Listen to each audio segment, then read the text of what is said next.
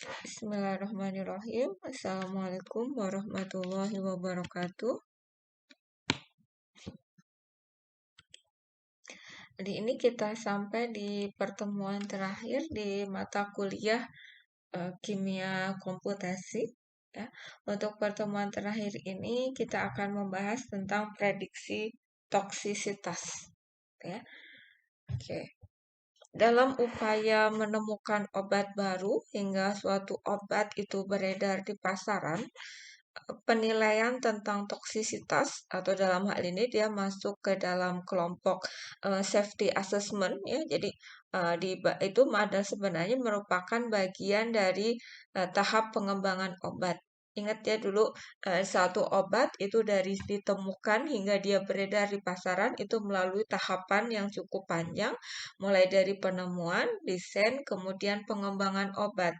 Nah, sebenarnya safety assessment atau assessment terhadap keamanan suatu calon obat itu dilakukannya pada tahap tahap pengembangan obat ya melalui uji praklinis dan klinis ya. Tapi kebayang kalau kita hanya menunggu artinya dilakukan uji terhadap uji safety assessment ini dilakukannya hanya di akhir saja, hanya di akhir atau di bagian uji praklinis dan klinis, maka kenyataannya itu banyak sekali calon obat yang kemudian gagal sampai ke tahap tersebut. Artinya dinyatakan tidak aman, gitu ya. Nah, dinyatakan tidak aman padahal dia sudah melalui serangkaian proses penelitian, yaitu pada tahap penemuan, kemudian pada tahap desain obat. Molekul obatnya sudah disintesis. Itu kan biaya penelitiannya cukup besar, kemudian butuh dana yang juga cukup besar, waktu yang lama. Dan ketika dia masuk ke tahap safety assessment ini, ternyata dinyatakan bahwa calon obatnya ini tidak aman, maka gagal diteruskan untuk pengujian lebih lanjut dan tentu saja gagal untuk dijadikan sebagai obat baru. Nah, karena alasan itulah, maka para ilmuwan kemudian berpikir gimana caranya supaya keamanan suatu obat itu bisa diketahui sedini mungkin. Gitu ya. Bahkan pada tahap penemuan obatnya, nggak usah nunggu sampai ke tahap pengembangan obat. Karena itu dilakukanlah yang namanya berbagai uji toksisitas atau prediksi toksisitas yang biasanya dilakukan secara in silico. Ya. Nih, ini alasan pengembangan obat. Jadi pengembangan obat itu kan yang pertama adalah memprediksi toksisitas, kemudian lebih ke evaluasi efek samping. Ini dilakukan melalui uji praklinis pada hewan dan uji klinis pada manusia, artinya pada tahap pengembangan obat. Nah, ini perlu waktu lama dan tentu saja biaya yang sangat besar. Karena alasan inilah, maka para ilmuwan itu berpikir bagaimana caranya mendeteksi toksisitasnya sedini mungkin. Sedini mungkin harapannya ketika sudah masuk ke tahap pengembangan obat itu akan lolos gitu ya, akan lebih banyak peluangnya untuk lolos. Maka dikembangkanlah berbagai metode in silico untuk memprediksi toksisitas ini. Maka sering juga dikenal dengan istilah organ in chips gitu ya. Jadi organnya itu dalam bentuk chips komputer gitu ya. Nah, ini fakta, ini adalah fakta pada dunia penemuan obat atau bahkan obat yang sudah terlanjur beredar di pasaran, bahwa laju erosi pada pengembangan obat itu mencapai 96%, luar biasa. Jadi kalau misalkan ada 100 calon obat yang berhasil masuk ke tahap pengembangan obat, ternyata 96-nya dinyatakan gagal karena alasan keamanan. Itu. Kemudian ternyata alasan dari penarikan obat yang sudah beredar di pasaran itu 30%-nya juga dinyatakan oleh karena alasan toksisitas atau alasan keamanan. Nah, maka ini sangat penting sekali kita bisa mendeteksi atau memprediksi potensi toksisitas dari suatu calon obat yang akan kita kembangkan sedini mungkin. Sehingga harapannya saat nanti masuk ke tahap pengembangan obat tidak lagi gagal. Tuh, pendahuluannya. Meskipun sebenarnya tadi ya kita mulai mengembangkan apa namanya prediksi toksisitas secara in silico. Sebenarnya prediksi in silico ini juga masih relatif costly dan time consuming, jadi perlu perlu biaya dan perlu apa namanya perlu waktu gitu ya. Tapi jika dibandingkan dengan pendekatan eksperimental, metode komputasional atau in silico itu memberikan keuntungan yang lebih besar. Gitu ya. Keuntungannya apa? Green, ramah lingkungan maksudnya ya. Green, ramah lingkungan, kemudian cepat, chips relatif lebih murah, akurat, dan terlebih dapat dilakukan sebelum senyawanya disintesis. Jadi ya, ini untuk prediksi in silico kita nggak harus sintesis dulu nih senyawanya, gitu kan. Sementara untuk sintesis aja kan sering gagal ya. Untuk mensintesis suatu senyawa, maksudnya kita mau sintesis senyawa A, nggak taunya jadinya senyawa yang lain. Gitu. Ya, uji coba dalam sintesis itu sangat lumayan. Tuh. Nah, sementara kalau untuk uji komputasi ini kita tidak harus ada senyawa realnya. Kita cukup tahu informasi tentang strukturnya seperti apa, bisa kita prediksi bagaimana toksisitasnya. Oke, ya. Tadi uji toksisitas itu termasuk dalam ranahnya safety assessment. Ya, jadi safety assessment itu meliputi toksisitas, uji toksisitas, dan eh, pemantauan efek samping ya, atau melihat potensi efek sampingnya. Nah, safety assessment itu secara umum bisa diklasifikasikan ke dalam 3 kelompok. Yang pertama ada qualitative classification. Nah, pada tahap ini adalah pada kelompok ini sebenarnya penilaian keamanan itu tidak eksak gitu ya. Di sini obat itu molekul calon obat itu hanya diklasifikasikan berdasarkan ini toksik atau tidak toksik gitu ya. Untuk kelompoknya jadi masih umum ini toksik tidak toksik. Kemudian nanti mungkin lebih detail akan diklasifikasikan lagi menjadi ini toksik kuat, ini toksik lemah. Atau mungkin dibagi 3 gitu ya. Toksik kuat, toksik sedang, toksik lemah. Seperti itu pada tahap kualitatif classification ya pada kelompok ini. Jadi klasifikasinya belum eksak, belum belum begitu akurat gitu ya. Nah, berikutnya pendekatan safety assessment yang kedua itu dengan quantitative regression ya. Quantitative regression. Model pada quantitative regression itu dikenal dengan istilah QSTR atau Quantitative Structure Toxicity Relationship. Atau kalau bahasa Indonesianya mungkin disebutnya adalah HKST, hubungan kuantitatif struktur toksisitas. Ya, HKST itu prinsipnya seperti HKSA.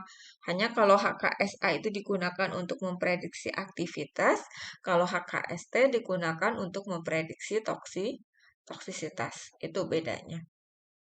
Ya. Nah, quantitative regression ini biasanya digunakan untuk memprediksi toksisitas satu kelompok analog atau turunan senyawa tertentu, gitu ya.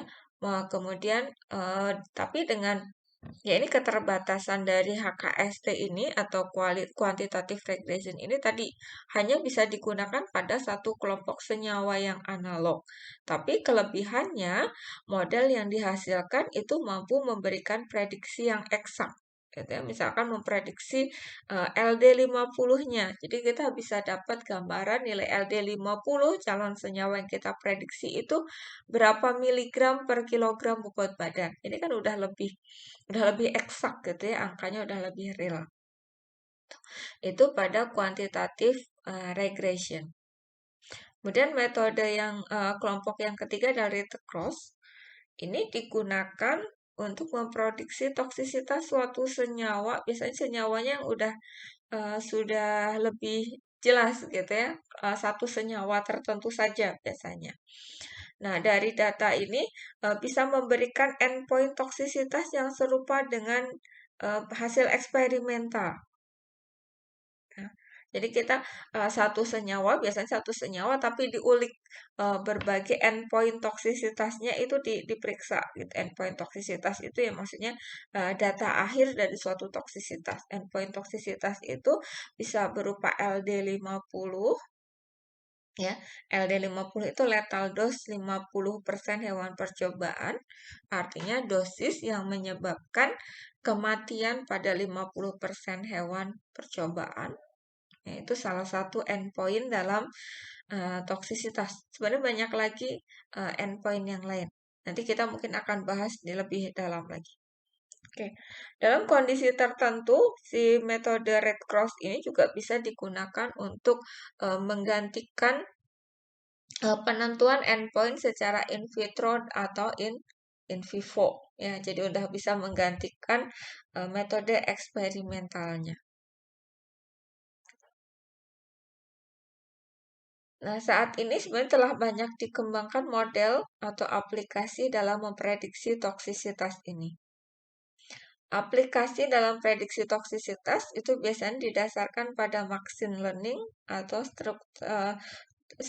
structural alert, dan di sana terdapat bermacam-macam parameter prediksi toksisitas. Nanti ini kita bahas di belakang aplikasinya ada apa saja gitu ya.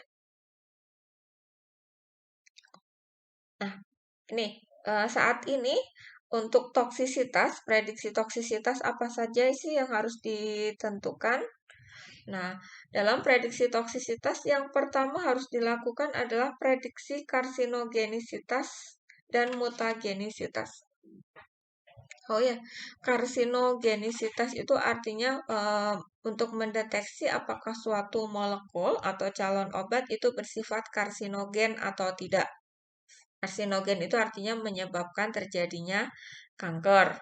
Ya, kalau pada mutagenisitas itu artinya mendeteksi apakah suatu molekul bisa menyebabkan terjadinya mutasi atau tidak. Mutasi itu adalah perubahan pada struktur DNA. Gitu ya. Nah, uji karsinogenisitas dan mutagenisitas sangat penting pada pengembangan obat baru. Prediksi umumnya dilakukan didasarkan pada database CPDB. CPDB itu Carcinogenic Potensi Database. Jadi di dalam CPDB itu ada sekitar 1.500 senyawa yang sudah diketahui karsinogen atau menyebabkan kanker. Nah, dari 1.500-an senyawa itu kemudian kita bisa pelajari polanya seperti apa sih senyawa-senyawa yang bisa mengakibatkan terjadinya kanker itu.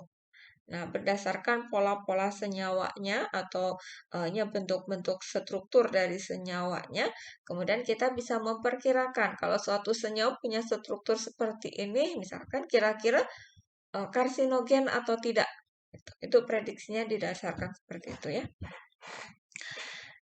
Suatu zat dinyatakan karsinogen atau non-karsinogen itu berdasarkan nilai TD50. TD itu toxic dose 50. Ya, toxic dose. Artinya toxic dose 50 itu artinya dosis toksik yang terjadi pada 50% hewan percobaan. Ya. Jadi pada dosis berapa sih dia bisa menyebabkan efek toksik pada 50% hewan percobaan. Ini yang disebut dengan TD50. Nah, kemudian model untuk memprediksi toksisitas itu juga bisa model yang didasarkan pada phenotypic assay, tapi ini dipandang kurang presisi. Presisi itu apa ya? Kurang terulang, jadi hasilnya tidak konsisten. Hasilnya tidak konsisten gitu ya. Nah, Ini pengertian karsinogen secara lebih detail. Karsinogen adalah zat atau campuran zat yang dapat menginduksi terjadinya kanker atau meningkatkan angka kejadiannya. Ya, itu definisi pertama. Sementara definisi yang lain itu ada yang menyebutkan bahwa karsinogen adalah senyawa yang dapat menginduksi tumor, baik jinak maupun ganas, meningkatkan insiden atau keganasannya, atau mempercepat terjadinya tumor ketika senyawa tersebut terhirup, terinjeksikan, kontak dengan kulit, atau tertelan. Ini ya, ini definisi dari karsinogen. Oke, ini pengertian tadi TD50. Nah, karsinogenisitas atau bagaimana sih suatu senyawa karsinogen itu bisa menyebabkan terjadinya kanker, itu bisa terbentuk melalui dua mekanisme, ya. Ada yang disebut genotoksik, genotoksik atau genotoksisitas atau mutagenisitas. Atau disebut juga dia karsinogen yang genotoksik atau genotoksik karsinogen. Jadi jadi gini, maksudnya adalah karsinogenisitas atau pembentukan kanker itu bisa ditempuh melalui jalur genotoksisitas atau mutagenisitas. Nah, senyawa yang menyebabkan kanker melalui jalur genotoksisitas atau mutagenisitas ini disebut senyawa yang genotoksik karsinogen, yaitu senyawa kimia yang dapat menyebabkan kanker dengan cara menyebabkan mutasi pada DNA, gitu ya. Jadi ada mutasinya dulu, mutagen dulu, dia menyebabkan mutasi pada DNA. Dengan mutasi itu, kemudian terjadilah kanker. Nah, maka kelompok senyawa yang seperti ini disebutnya adalah senyawa yang genotoksik karsinogen. Itu kelompok pertama. Nah, kelompok kedua adalah kelompok senyawa yang non-genotoksik karsinogen. Berarti karsinogen ini bertindak sebagai karsinogen melalui mekanisme yang lain, ya, bukan melalui terjadinya mutasi, gitu ya. Mekanismenya yang lain, mekanismenya bisa macam-macam dan mekanisme ini sangat kompleks, ya. Itu klasifikasi pada karsinogen. Secara umum karsinogen, mungkin mudahnya Anda bisa tuliskan karsinogen itu ada dua kelompok, ada genotoksik karsinogen dan non-genotoksik karsinogen. Itu lebih mudahnya. Ya. Nah, tes EMS atau EMS test itu merupakan salah satu metode yang dikembangkan oleh Bruce Ames untuk mendeteksi efek mutagenisitas secara in vitro. Ya, ini salah satu metode yang paling sering digunakannya dengan M-test ini. Tapi sebenarnya untuk menguji mutagenisitas suatu senyawa tidak cuma dengan menggunakan M-test. Nanti ada beberapa metode ya.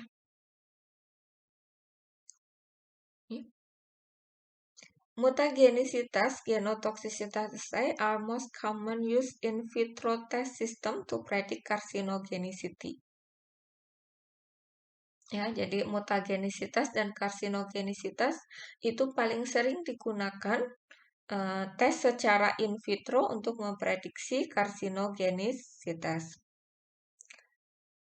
Mutagenisitas mengacu pada induksi transmissible change in the structure of genetic material of cell or organism. Jadi yang dimaksud mutagenisitas itu adalah perubahan pada struktur yang diwariskan atau yang diwariskan ya, itu DNA gitu ya. Gampangnya adalah mengacu pada perubahan struktur DNA atau material genetik, ini disebut material genetik pada sel atau organisme. Jadi kalau yang namanya mutagen berarti senyawa yang bisa menginduksi terjadinya perubahan material genetik atau gampangnya DNA ya. Itu kalau mutagen. Nah, kalau mutasi itu melibatkan sebuah gen tunggal atau sekelompok gen ya. Itu kalau mutasi. Mutasi itu bisa melibatkan satu atau beberapa kelompok gen. Genotoxicity. Nah, sementara kalau genotoxicity adalah istilah yang lebih luas yang mengacu pada perubahan yang terjadi pada struktur atau sejumlah sel melalui interaksi kimia dengan DNA atau target non-DNA. Ya, target DNA ataupun non-DNA. Itu genotoxicity. Jadi, Anda harus bisa membedakan istilah mutagenicity dan genotoxicity gitu ya.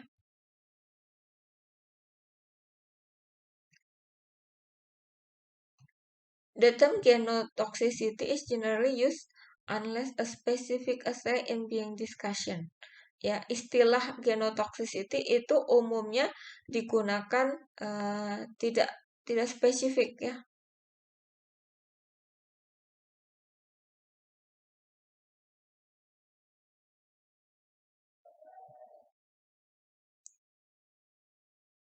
Oke, nah ini ada beberapa metode pengujian mutagenisitas dan genotoksisitas secara in vitro menurut OECD ya, OECD TG. OECD itu tadi ada ya singkatan OECD itu. Nah, di mana saya lihat ada tulisan OECD. Oh, ini OECD. OECD itu Economic Cooperation and Development. Itu ya.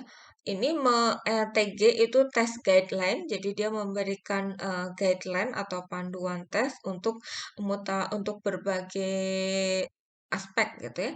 Nah, salah satunya berhubungan ini salah 9-nya gitu ya, berhubungan dengan mutagenisitas dan genotoksisitas itu terdapat pada TG nomor 471, 472, 473, 476, 479, 480, 481, 482, dan 487. TG itu test guideline ya. Ya, ini untuk pengujian mutagenisitas yang paling sering digunakan ini adalah empat yang teratas, yaitu Bacteria Revolve Mutation Test EMS atau MTEST. Ini yang paling sering digunakan.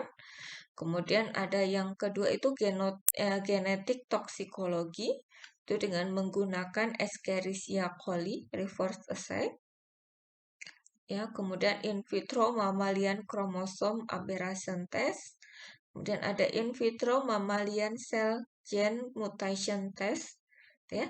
Nah, kalau Anda ingin detail seperti apa sih pengujiannya dilakukan, Anda bisa search TG471, TG472, TG473, TG476, dan lain sebagainya, dan yang lainnya ya. Kan, silahkan dipelajari lagi. Itu berbagai metode pengujian mutagenisitas dan genotoksisitas. Nah, parameter toksisitas yang lain yang sangat penting ditentukan dalam penemuan obat baru itu juga ada toksisitas akut. Ya. Toksisitas akut adalah toksisitas yang terjadi setelah pemberian dosis tunggal atau ganda dalam 24 jam melalui pemberian oral atau termal atau dalam paparan inhalasi 4 jam gitu ya. Jadi kalau akut itu dalam 24 jam kalau pemberian secara oral atau dermal. Sedangkan kalau secara inhalasi itu dalam waktu 4 jam.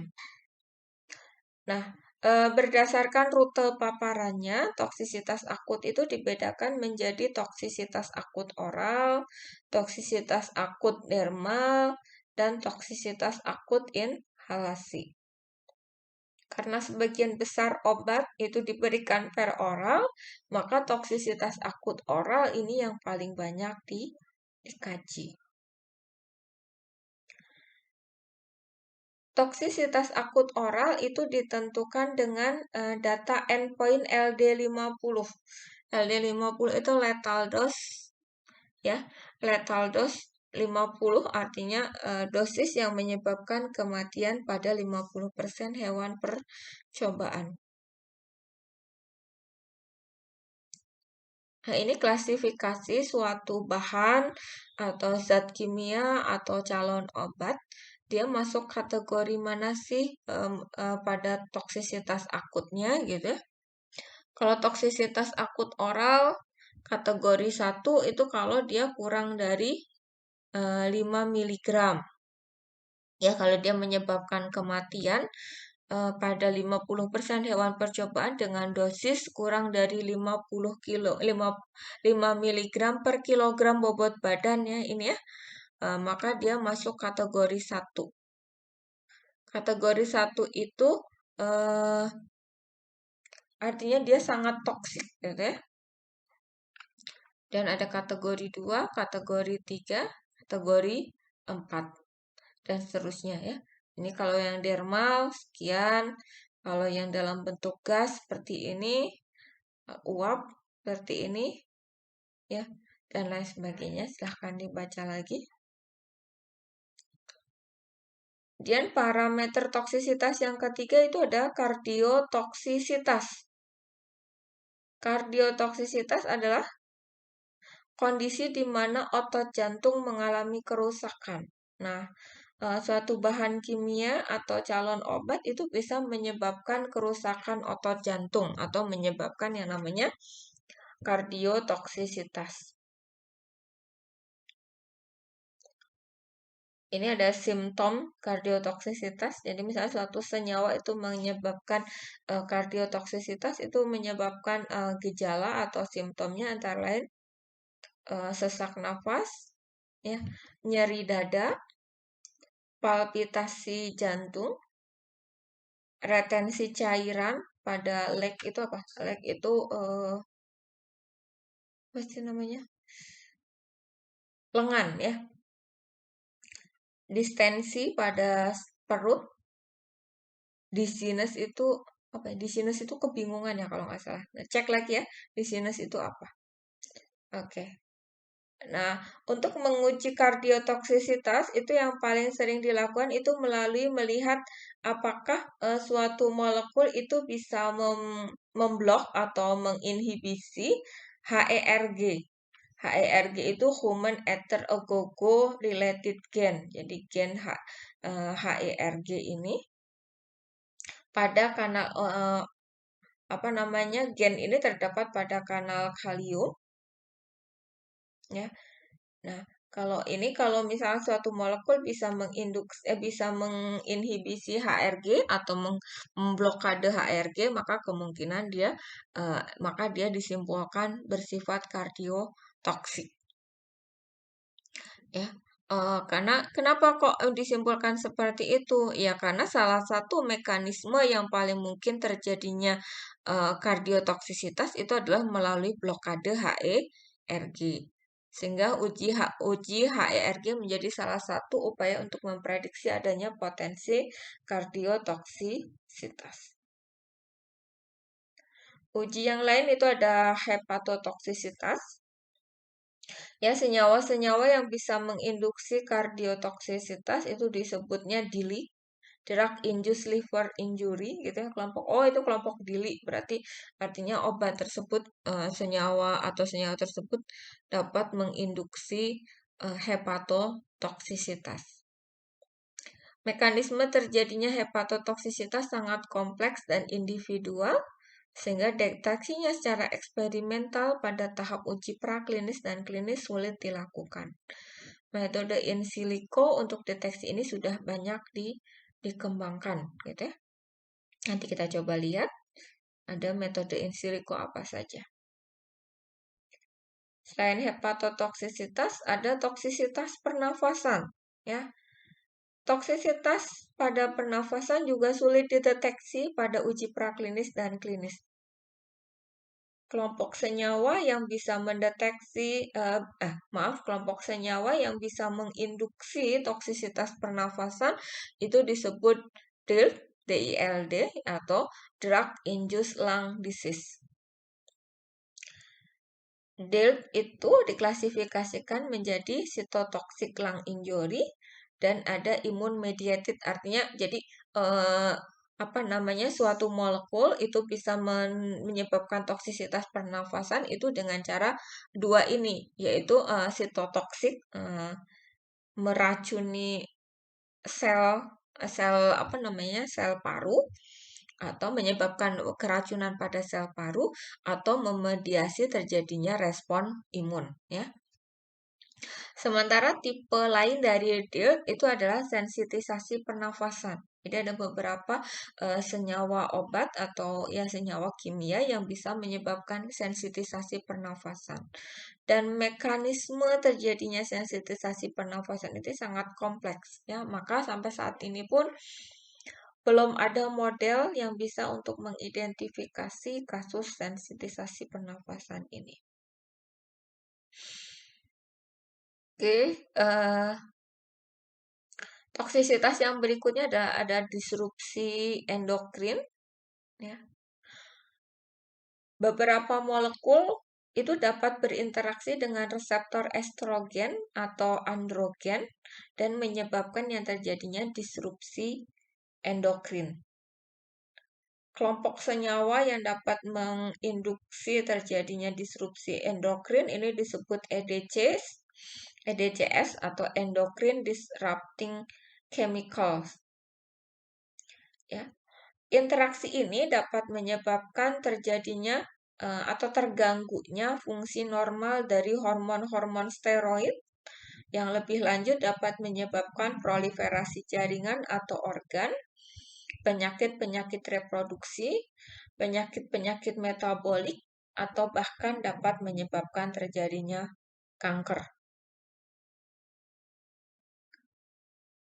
Nah, toksisitas yang berikutnya yang harus diuji adalah iritasi dan korosi.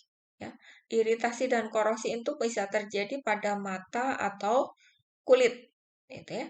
Nah, maka iritasi dan korosi ini harus diuji terutama pada bahan-bahan kosmetik atau obat-obat yang memang akan digunakan pada kulit atau mata.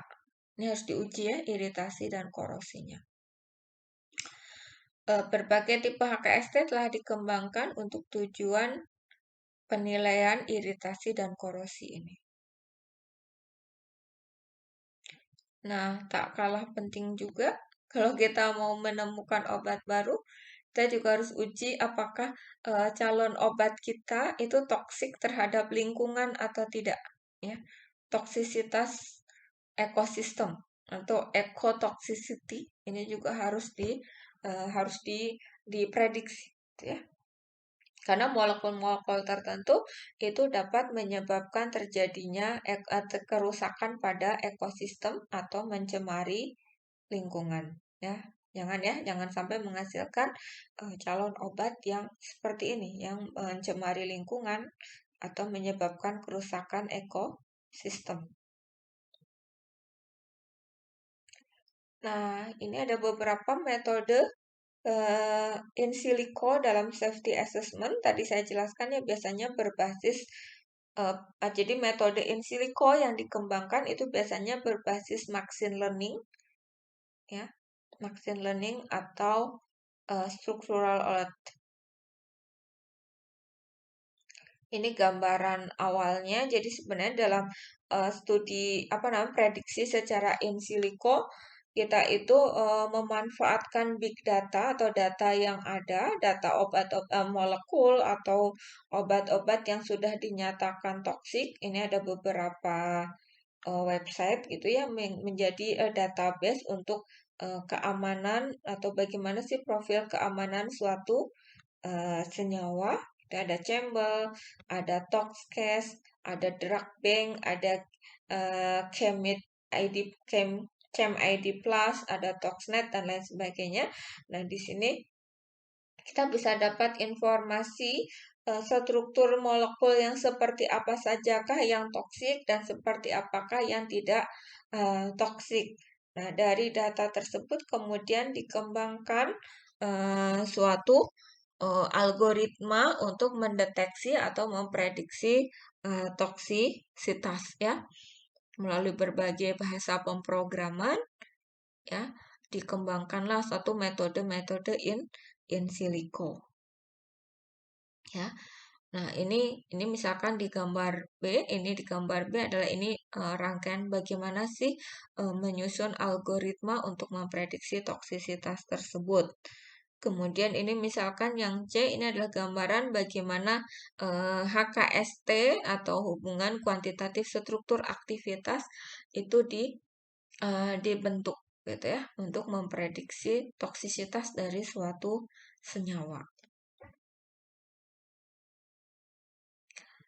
Nah, ini adalah beberapa aplikasi atau beberapa website yang kita bisa akses untuk mengetahui untuk melakukan prediksi toksisitas. Ini ada database-nya, database name, oke ya. Database-database yang berhubungan dengan toksisitas.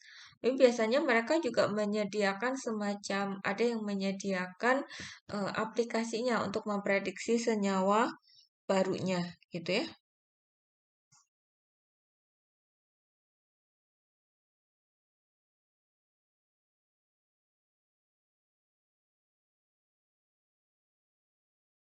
Aplikasinya banyak apa namanya database-nya.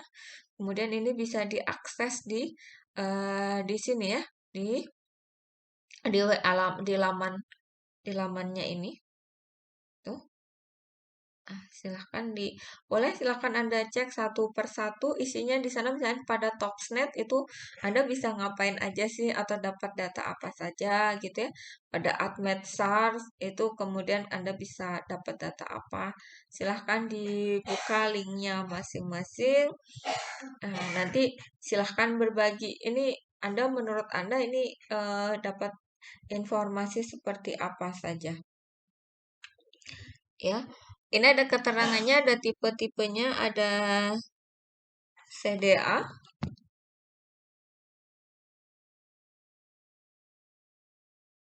ya. CTA itu berarti ini menyiapkan data. Tipe CTA itu adalah Compound Toxicity Association. Jadi hal-hal yang berhubungan dengan toksisitas suatu senyawa. Jadi Anda bisa ekotox, super toxic, DSS tox, actors gitu ya.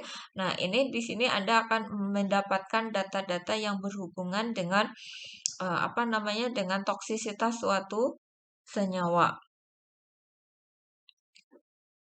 Itu. Kemudian kalau misalkan SE itu melihat side effect-nya, efek samping dari suatu senyawa seperti apa. Ini bisa di sini. Kemudian CPI itu compound protein interaction. Ini untuk melihat interaksi dengan protein seperti apa. Ya, itu. Nah.